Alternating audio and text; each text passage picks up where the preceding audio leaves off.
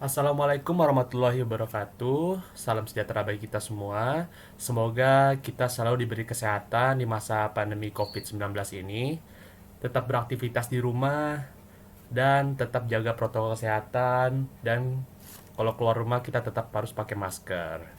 Nah, kembali lagi dengan saya Ismail Bintang selaku pengajar kelas 5 di HMM Mengajar ini. Nah, di sini saya akan berbagi lagi nih ilmu dengan kawan-kawan yang di. Nah, kali ini pada subtema 4 pembelajaran 2 kegiatan 1, kali ini saya akan berbagi ilmu dengan kawan-kawan dan membahas topik tentang arti dan ciri-ciri komik. Nah, sebelumnya kawan-kawan sudah pernah baca komik belum? Atau kawan-kawan sudah pernah baca komik Naruto mungkin? Atau komik Doraemon? Atau pernah baca komik di koran-koran? Nah, yang namanya cerita bergambar dan urut itu namanya komik. Nah, di sini Abang akan membahas lebih dalam apa sih komik itu. Nah, komik itu merupakan cerita bergambar yang disajikan secara menarik. Sebagian besar isi cerita dalam komik disajikan dalam bentuk gambar. Nah, biasanya komik itu dicetak di atas kertas dan dilengkapi dengan teks. Teks dalam komik berfungsi untuk menjelaskan, melengkapi, dan memperdalam penyampaian gambar secara keseluruhan. Teks atau kata-kata biasanya disajikan dalam gelembung-gelembung yang diserasikan dengan gambar. Nah, kali ini saya akan menjelaskan tentang ciri-ciri komik. Nah, yang pertama adalah hadir untuk menyampaikan cerita. Seperti dengan artinya, komik adalah merupakan cerita bergambar. Nah, gambar-gambar yang disajikan bertujuan untuk menceritakan alur cerita itu sendiri. Nah, yang kedua adalah proporsional, yang artinya komik itu mampu seakan-akan membawa pembacanya untuk terlibat secara emosional dengan pelaku utama dalam cerita komik tersebut. Nah, yang ketiga adalah menggunakan bahasa percakapan. Bahasa yang digunakan biasanya menggunakan bahasa sehari-hari dan mudah untuk dipahami oleh si pembaca.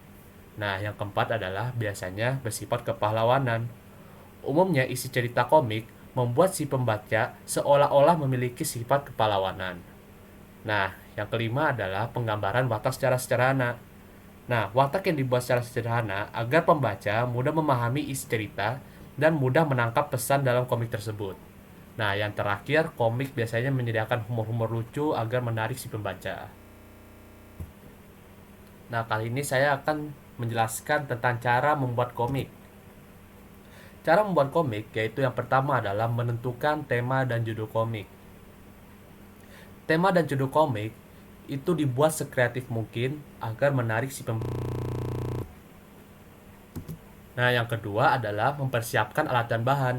Biasanya, komik dibuat dengan alat dan bahan berupa kertas, pensil, penghapus, penggaris, dan pensil warna.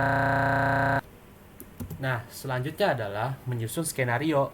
Nah, seperti pada film, komik memerlukan skenario yang bertujuan untuk menjabarkan ide dasar, alur cerita, konflik, watak tokoh, latar belakang, dan lokasi dari komik tersebut. Nah, selanjutnya adalah membuat sketsa atau sketching. Nah, sketsa ini merupakan gambar dasar sebelum menjadi sebuah komik. Nah, pada tahap ini, gambar tidak usah terlalu bagus, yang penting jelas dan tidak menyimpang dari skenario komik. Nah, selanjutnya adalah meninta gambar atau inking. Nah, pada tahap ini, bertujuan untuk mempertegas sketsa tadi dengan tinta agar lebih jelas dan mempertegas gambar komik tersebut. Nah, selanjutnya adalah memberi warna atau coloring.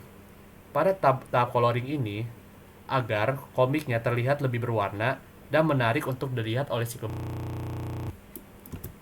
Nah, selanjutnya adalah memberi teks atau lettering. Nah, pada tahap ini, ditambahkan teks pada gelembung teks agar pembaca lebih mudah memahami isi cerita dari komik tersebut.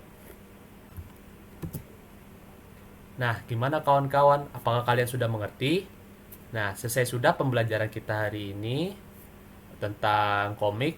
Nah, saya harapkan kawan-kawan eh, coba berkreasi untuk membuat komik kreasi kalian. Nah, semangat berkreasi kawan-kawan. Kurang lebih mohon maaf. Assalamualaikum.